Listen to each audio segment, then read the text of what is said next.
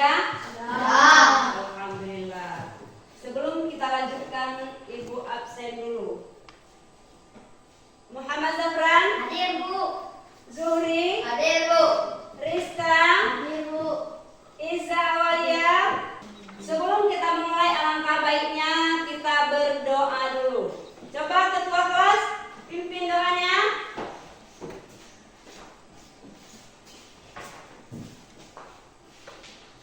Bismillahirrahmanirrahim. Rabbil zidni ilman warzuqni fahman birahmatika ya arhamar rahimin. Amin. Baik. Sebelum kita memulai, Ibu menanya dulu pelajaran yang kemarin. Masih ingat anak-anak pelajaran yang kemarin? Masih. Apa pelajaran kemarin? Asmaul Husna. Asmaul Husna. Ada berapa Asmaul Husna? 99. Untuk hari ini kita belajar mari mengkaji dan mengaji Quran surat Al-Hujurat ayat 13.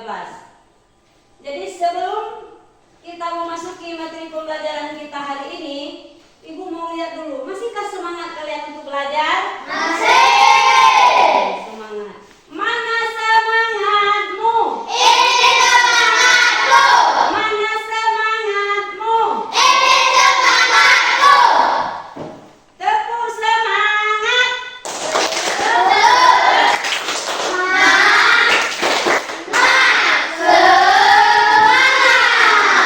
Semangatnya luar biasa ya. Tujuan pembelajaran hari ini adalah peserta didik dapat membaca dan menghafal Quran surah Al-Hujurat ayat 13 dengan benar. Kemudian yang kedua, peserta didik dapat menjelaskan makna kandungan surah Al-Hujurat ayat 13. Belajarlah dengan sungguh-sungguh, rajin dan tekun, jangan pernah main-main, serta terapkan hidup disiplin dalam kehidupan sehari-hari. Karena dengan kita disiplin dan rajin, maka kita bisa mencapai cita-cita apa yang kita inginkan. Karena usaha tidak pernah mengkhianati hasilnya. Jadi kita harus sungguh-sungguh dalam belajar, tidak boleh main-main. Biar kita tercapai cita-cita apa yang kita inginkan. Nah, selanjutnya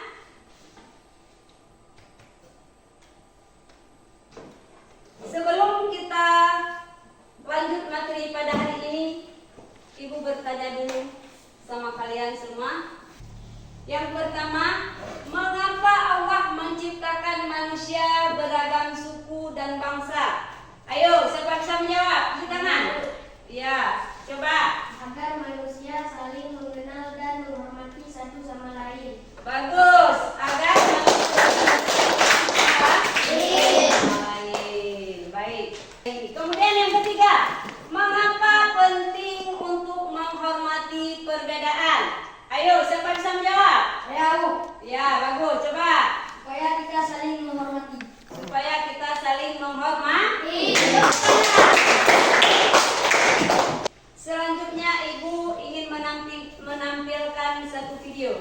Sekarang kalian dengar dan cermati baik-baik isi video yang Ibu tampilkan.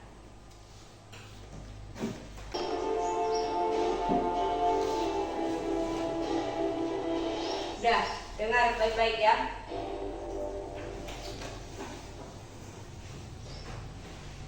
Kisah Ashabul Nuzul surat Al-Hujurat ayat 13. Bilal bin Rabah merupakan sahabat Nabi Muhammad SAW yang pertama-tama masuk Islam dan jalan muda. Salah satu keistimewaan Bilal pernah ditunjuk langsung oleh Rasulullah sebagai muadzin pertama dalam sejarah Islam. Ketika peristiwa Fathu Makkah, beberapa orang Quraisy mengejek Bilal yang sedang memandangkan azan di atas Ka'bah. Berkenaan dengan peristiwa itulah Allah Subhanahu wa Ta'ala menurunkan surat Al-Hujurat ayat 13. Bilal bin Rabah berasal dari Habasyah atau yang kini kita Iya, Bilal lahir dari pasangan suami istri bernama Robah dan Hamamah. Ibunda Bilal seorang budak berkulit hitam, maka tak jarang para tetangganya menjuluki Bilal Ibnu Sauda, yang artinya putra wanita berkulit hitam. Wahai Ibu Sauda, kemarilah. Bilal kecil pindah dari Habasyah ke Mekah mengikuti ibunya yang bekerja sebagai budak di keluarga Bani Abdullah. Kemudian Bilal dibesarkan oleh keluarga majikan ibunya tersebut. Berselang beberapa tahun, Bilal diperintahkan untuk melayani keluarga Umayyah bin Khalaf, seorang pemuka Quraisy atau tokoh penting yang kekuasaannya diakui oleh penduduk Mekah. Ketika Bilal mulai mencari zat yang menciptakannya dan akhirnya menemukan kedamaian lewat Islam, ujian keimanan mulai menimpa Bilal. Setelah Umayyah tahu bahwa Bilal masuk Islam, Umayyah menyiksa Bilal setiap hari dengan kejam. Bilal dicambuk, diseret, ditindih dengan batu besar, kemudian dijemur di padang yang panas. Namun anehnya, semakin ia disiksa, Bilal semakin lantang menyebut asma Allah Subhanahu wa Ta'ala. Keimanan Bilal tidak lantas goyah. Ahad, ahad, ahad. Anak-anak ibu sekalian, untuk hari ini pelajaran kita adalah surah Al-Hujurat, adalah surah ke-49. Dalam Al-Quran ayat 13 dari surah ini berbunyi sebagai berikut. Coba dengar ya, kita baca. A'udzu billahi minasyaitonir rajim. Bismillahirrahmanirrahim. Ya ayyuhan nasu inna khalaqnakum min dzakarin wa unsa wa ja'alnakum syu'uban wa qabaila lita'arafu. Inna akramakum 'indallahi atqakum. Innallaha 'alimun khabir. Shadaqallahul 'azim. Jadi artinya, wahai manusia, sungguhnya kami menciptakan kamu dari laki-laki dan perempuan, dan kami menjadikan kamu berbangsa-bangsa dan bersuku-suku supaya kamu saling mengenal. Sesungguhnya yang paling mulia di antara kamu di sisi Allah ialah orang yang paling bertakwa di antara kamu. Sesungguhnya Allah Maha mengetahui dan Maha mengenal. Anak-anak ibu sekalian, jadi tafsiran dari ayat di atas tadi, manusia terciptakan dengan beraneka ragam, adalah anugerah Allah yang patut kita syukuri. Jadi Allah menciptakan kita itu beraneka ragam. Kemudian yang kedua, wahai manusia, sesungguhnya kami menciptakan kalian dari laki-laki dan perempuan, yakni keturunan yang sama dari Adam dan Hawa. Seluruh manusia sama di mata Allah.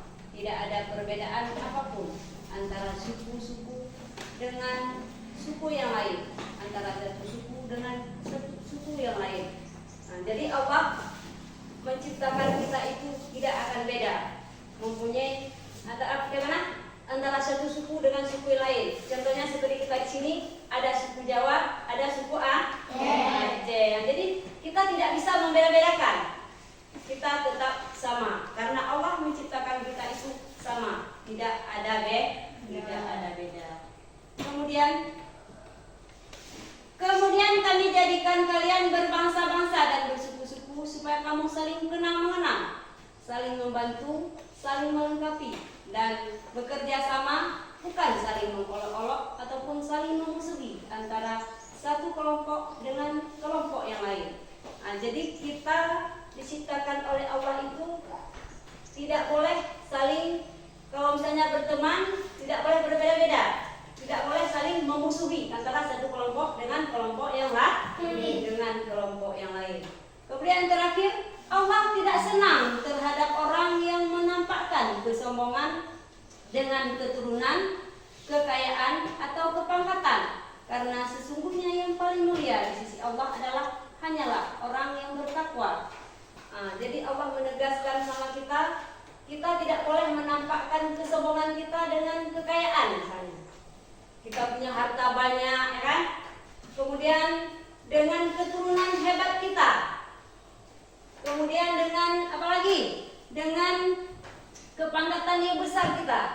Allah tidak meminta itu semua. Yang Allah minta apa? Bagus, ketakwaannya. Nah, baik. Tadi kan Ibu sudah menanyakan video. Kemudian Ibu sudah menjelaskan tentang surah Al-Hujurat. Jadi sekarang apa yang kalian pahami tentang tayangan video tadi dan tentang surah Al-Hujurat? Ya apa? Keturunan Bilal di Rabah dan kita harus saling menghormati. Bagus. Nah, keturunan dan kita saling menghormati. Bagus sekali anak ibu. Sekarang kita bagikan LKPD-nya ya. Ibu bagikan LKPD-nya. Lembar kerja peserta didik. Udah dapat semua? Udah. Sekarang lihat ke ibu dulu, biar ibu jelaskan. Nah, di lembar tadi yang ibu bagikan, di situ ada nama kelompok. Kalian tulis nama kelompok kalian, ya. Tulis nama kelompok masing-masing. Kemudian tulis nama kalian yang ada di kelompok. Tulis nama masing-masing di kertas tersebut. Udah paham? Nah, kemudian kalian jawab soal apa yang ditanya di kertas LKPD. Coba lihat. Ada? Nah, sekarang kalian jawabkan apa yang ditanya di kertas tersebut. Jadi kerjakan, diskusikan bersama-sama, sesama kawan. Oke? Nah, sekarang kerjakan.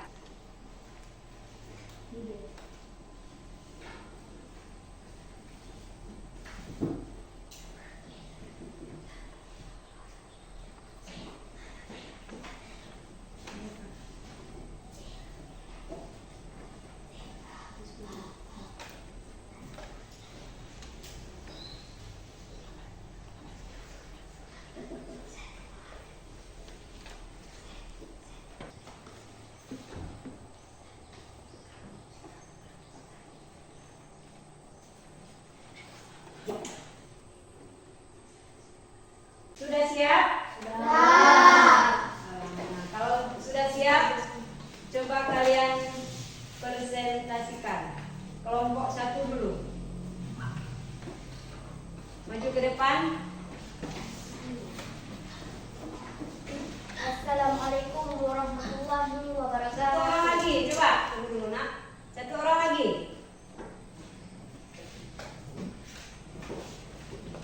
Wakili ya. Assalamualaikum warahmatullahi wabarakatuh.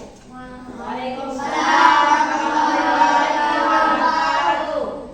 Baik, kami dari kelompok 1 akan mempresentasikan tugas kami. Pesan utama surat Al-Hujurat.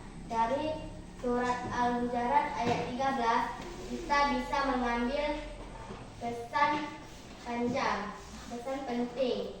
Allah menganjurkan kita tentang mempersatukan yang kerukunan antara bangsa-bangsa dan suku-suku. Tidak ada perbedaan antara kita semua di mata Allah. Yang membedakan ialah ketakwaan kita. Ya, oke. Terima kasih. Sudah, sekarang kelompok 2. Maju ke depan.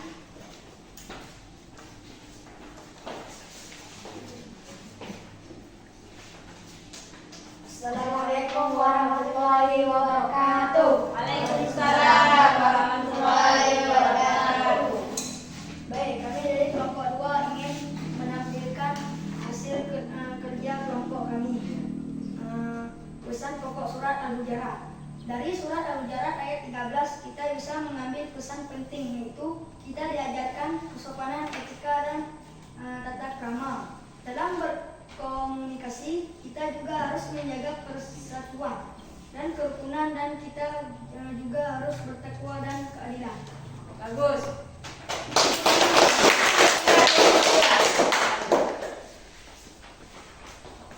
Jadi kedua kelompok sudah mempresentasikan. Sebelum Ibu lanjutkan,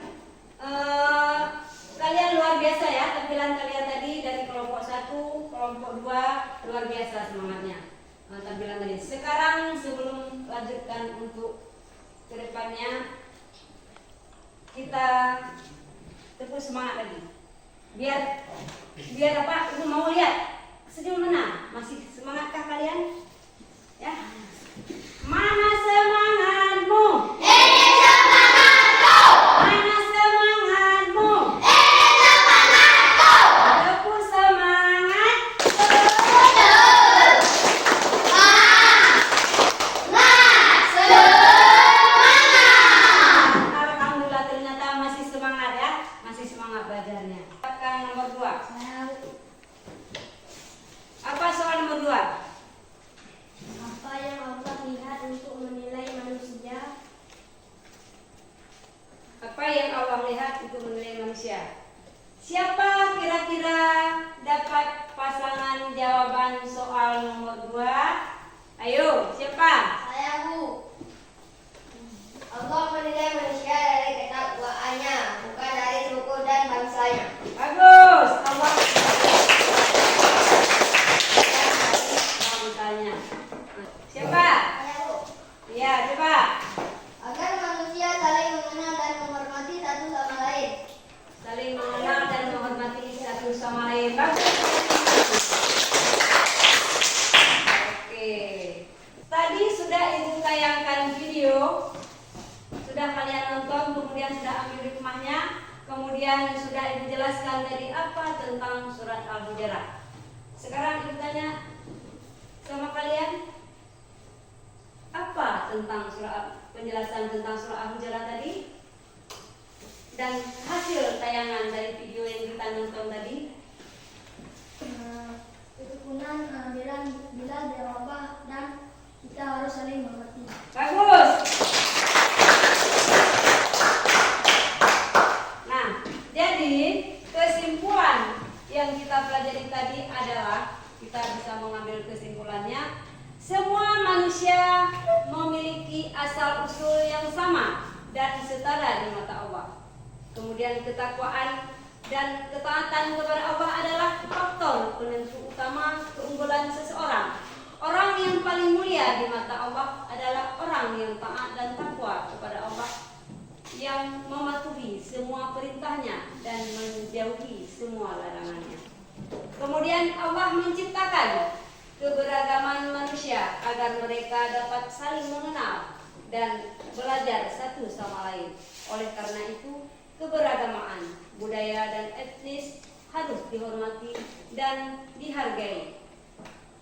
Jadi Allah Subhanahu wa taala menciptakan kita itu tidak membeda-bedakan antara kulit putih dengan kulit hitam, kemudian antara satu suku dengan suku yang lain. Misalnya seperti kita di sini, suku Aceh dengan suku Jawa, itu tidak dibeda-bedakan. Yang Allah bedakan apa? Ketakwaannya. Siapa yang takwa kepada Allah? Dialah yang disayang dan dicintai oleh Allah Subhanahu wa taala. Sudah paham yang Ibu jelaskan? Sudah. Jadi kalau kalian sudah paham, sebelum Ibu tutup, Ibu mengingatkan materi untuk besok. Jadi kita besok adalah indahnya keberagaman. Jadi sebelum Ibu tutup, kita lebih baik alangkah baiknya kita membaca doa. Kita baca doa selamat dunia akhirat. Coba ketua kelas pimpin doanya.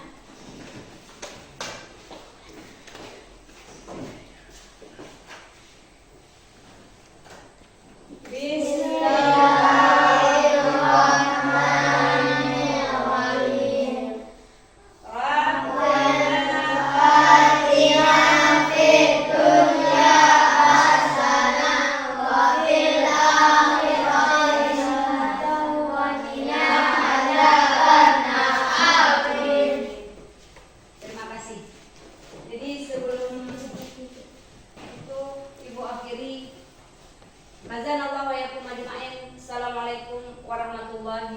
wabarakatuh.